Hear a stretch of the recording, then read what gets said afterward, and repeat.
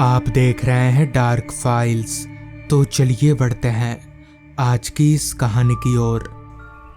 Theatre से बाहर निकलकर मेरे दोस्त सौरभ ने कहा, क्या मस्त मूवी थी यार, देखकर मजा आ गया। इस पर मैंने कहा, फिल्म देखकर तो मजा आ गया, पर अब ये सोच कि घर कैसे जाएंगे। रात के 12:15 बज रहे हैं, अब कोई बस मिलेगी?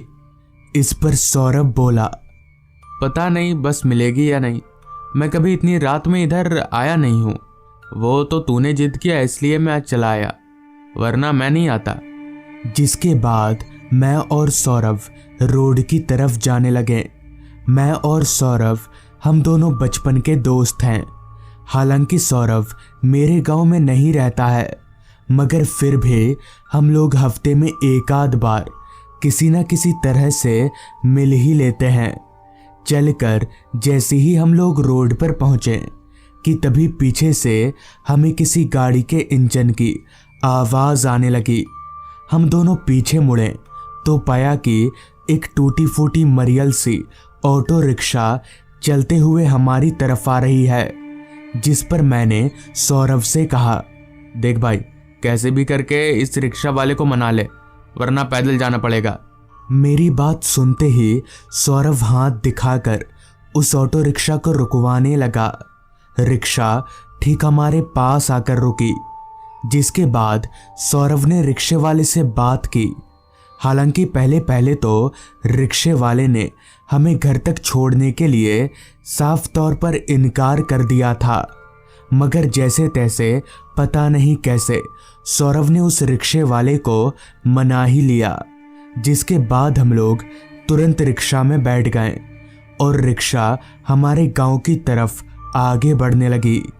रास्ते पर हमारी ऑटो रिक्शा के अलावा ना तो कोई दूसरी गाड़ी दिख रही थी और ना ही कोई इंसान। हालांकि वक्त आधी रात का था, मगर फिर भी शहर के रास्ते पर एक आध लोग तो दिखने चाहिए। खैर, रिक्शा चलती रही।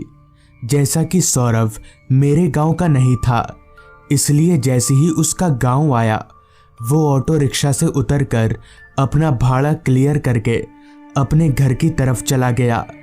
उसके जाते ही ऑटो रिक्शा मेरे गांव की तरफ आगे बढ़ने लगी। रात हर पल गहराती जा रही थी।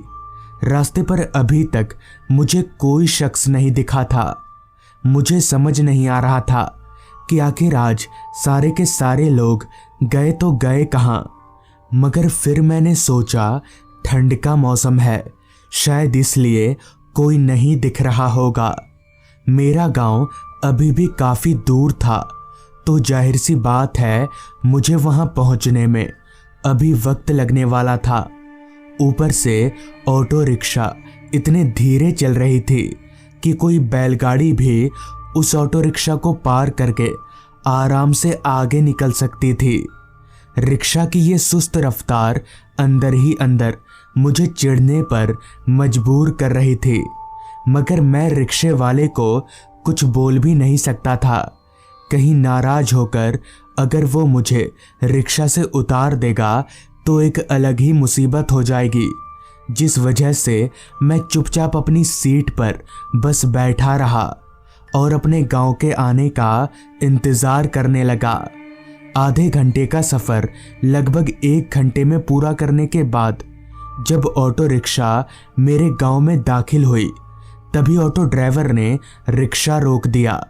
मैंने जब उससे रिक्शा रोकने का कारण पूछा तो उसने कहा, यहीं तक बात हुई थी, बस इससे आगे मैं नहीं जा सकता। आप मुझे अपना भाड़ा दे दो, मुझे घर जाना है। इस पर मैंने कहा, अरे भाई, थोड़ा आगे तक छोड़ दो यार, ऐसा क्या करते हो। मगर रिक्शा वाला किसी भी कीमत पर मेरी बात मानने को तैयार ही नहीं था। उसका बस एक ही कहना था कि उसे घर जाना है और उसे अपना भाड़ा चाहिए। जब बहुत विनती करने के बाद भी वो रिक्शा वाला नहीं माना तो मुझे झुकना ही पड़ा, जिसके बाद मैंने उसको अपने हिस्से का बचा कुचा भाड़ा दिया। मुझसे भाड़ा लेकर तुरंत उस रिक्शे वाले ने अपना रिक्शा घुमाया और वापस लौट गया।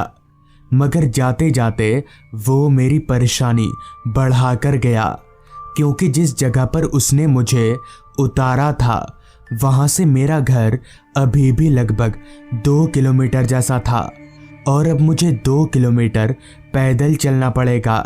खैर, मेरे पास कोई और चारा तो था नहीं, जिस वजह से ज़्यादा वक्त ना लेते हुए मैंने घर की तरफ चलना शुरू कर दिया। गांव के उस सुनसान रास्ते का हाल भी शहर के उस सुनसान रास्तों की तरह ही था। ना तो मेरे अलावा कोई आदमी नजर आ रहा था और ना ही कोई जानवर। मैंने एक नज़र घड़ी की तरफ देखा तो रात के 1:30 बज रहे थे। एक तो रास्ते पर कोई स्ट्रीट लाइट नहीं थी, ऊपर से उस रात आसमान पर चांद भी नहीं उगा था। शायद वो अमावस की रात थी। वो तो अच्छा हुआ कि मैं अपने साथ एक बैटरी टॉर्च लेकर निकला था, वरना पता नहीं मैं कैसे चल पाता। टॉर्च की रोशनी के सहारे फिलहाल मैं चल ही रहा था कि तभी दूर रास्ते के एक किनारे पर मुझे एक टिमटिमाती लाइट नजर आने लगी। दूर से देखकर ऐसा लग रहा था जैसे किसी ने रास्ते के एक किनारे पर जली हुई मोमबत्ती रख दी हो। मुझे काफ़ी हैरानी हुई, पर चूंकि मुझे उसी रास्ते से होकर जाना था, इसलिए मैं उस रोशनी की ओर रास्ते पर आगे बढ़ने लगा। चलते चलते मैं जब उस रोशनी के करीब पहुंचा तो मेरा अंदाजा एकदम सही निकला। वहां मोमबत्ती तो जल रही थी, लेकिन साथ ही साथ एक आदमी उस मोमबत्ती की रोशनी में जमीन पर चादर बिछाकर कुछ बेच रहा था। मगर क्या, मोमबत्ती की धुंधली सी रोशनी में ठीक से नजर नहीं आ रहा था। चलते चलते मैं बिल्कुल उस आदमी के पास जाकर रुका तो मेरी हैरानगी की कोई सीमा ना रही, क्योंकि वो आदमी मूंगफलियां बेच रहा था। मगर सबसे अजीब बात तो ये थी कि वो आदमी अभी रात के 1:45 बजे दुकान लगा रहा था। हैरान होकर मैंने उस मूंगफली वाले से पूछा, चचा, आप इतनी रात में दुकान क्यों लगा रहे हैं? और कौन खरीदता है आपकी मूंगफलियां इतनी रात में? इस पर उस आदमी ने एक नज़र उठाकर मुझे देखते हुए कहा, मेरे ग्राहक इसी वक्त आते हैं। मुझे काफ़ी हैरानी हुई कि आखिर रात में इससे मूंगफलियां खरीदने कौन आता होगा। खैर, मैंने भी उस आदमी से थोड़ी मूंगफलियां ली और पैसे देकर वहां से आगे बढ़ गया। अभी मैं वहां से 2 कदम आगे बढ़ा ही था कि तभी पीछे से एक आवाज़ आई, भाई साहब, जरा मूंगफली खिलाओ यार। आवाज़ सुनकर मैं पीछे पलटा तो मेरे पैरों तले ज़मीन निकल गई, क्योंकि अब एक आदमी मूंगफली वाले से मूंगफलियां खरीद रहा था।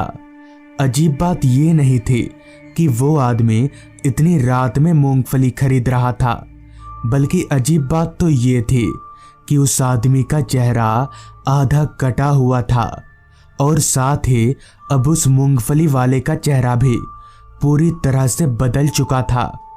वो दोनों किसी इंसान की तरह तो कतई नहीं लग रहे थे। मेरी तो सिट्टी बिट्टी गुल हो चुकी थी। मैं वहां से भागना चाह रहा था, मगर मेरे पैर काम ही नहीं कर रहे थे। तभी उस मूंगफली वाले ने उस आदमी को मूंगफली दिया। सारी मूंगफलियां उस आदमी ने अपने झोले में डाल ली और मूंगफली वाले को पैसे देने के बजाय उसी झोले में से एक इंसान का कटा हुआ सर निकाल कर पकड़ा दिया, जिसके साथ ही वो दोनों अचानक से एक साथ ही मेरी ओर मुड़े, जैसे उन्हें पहले से ही पता था कि मैं उन्हें ही देख रहा हूँ। वो दोनों मुझे देखकर जोर जोर से हंसने लगे। मुझे कुछ समझ नहीं आ रहा था कि अब क्या करना चाहिए, मगर मैं इतना ज़रूर समझ चुका था कि अगर मैं यहाँ रुका तो बच नहीं पाऊंगा, जिस वजह से मैं वहाँ से दौड़कर घर की ओर भागने लगा। भागते भागते मैंने एक दफ़ा पीछे पलट कर देखा तो मैं और भी ज़्यादा घबरा गया, क्योंकि पीछे अब ना तो कोई मूंगफली की दुकान थी, ना कोई मूंगफली वाला और ना ही वो ग्राहक। मगर फिर भी मैं रुका नहीं, भागता रहा। अभी मैं रास्ते पर भाग ही रहा था कि तभी फिर से मुझे सामने की तरफ वही मूंगफली वाला और उसकी दुकान और वही ग्राहक नजर आया। वो दोनों मुझे देखकर अभी भी हंसे जा रहे थे। मैं समझ गया था कि ये हकीकत नहीं बल्कि भ्रमजाल है। ये लोग मुझे इस भ्रमजाल में बस फंसाना चाहते हैं। इसलिए मैं मन ही मन हनुमान चालीसा पढ़ने लगा और सीधे अपने घर पहुंचा। अगली सुबह मैंने जब इस बात का जिक्र लोगों से किया तो पता चला कि दरअसल वो मूंगफली वाला उसी जगह पर चादर लगाकर अपनी मूंगफलियां बेचा करता था। एक दिन जब 2-4 लोग उसके दुकान से मूंगफलियां खरीद रहे थे, तभी एक तेज रफ्तार डंपर ट्रक उसी जगह पर आकर मूंगफली वाले की दुकान में पलट गया। ट्रक के नीचे आकर मूंगफली वाला समेत जो लोग वहां उस वक्त मौजूद थे, सारे के सारे मर गए। कहते हैं कि तभी से वो मूंगफली वाला हर रात उसी जगह पर अपनी दुकान लगाता है और उसके सभी भूतिया ग्राहक उससे मूंगफली खरीदने आते हैं। इसलिए रात हो जाने के बाद उस रास्ते से कोई भी नहीं गुजरता। तो दोस्तों, ये थी आज की कहानी। अगर आपको ये कहानी अच्छी लगी हो तो चैनल को ज़रूर सब्सक्राइब कर लें। तो मैं आपका दोस्त आर्यन जल्द ही मिलूँगा आपसे ऐसी ही एक कहानी के साथ।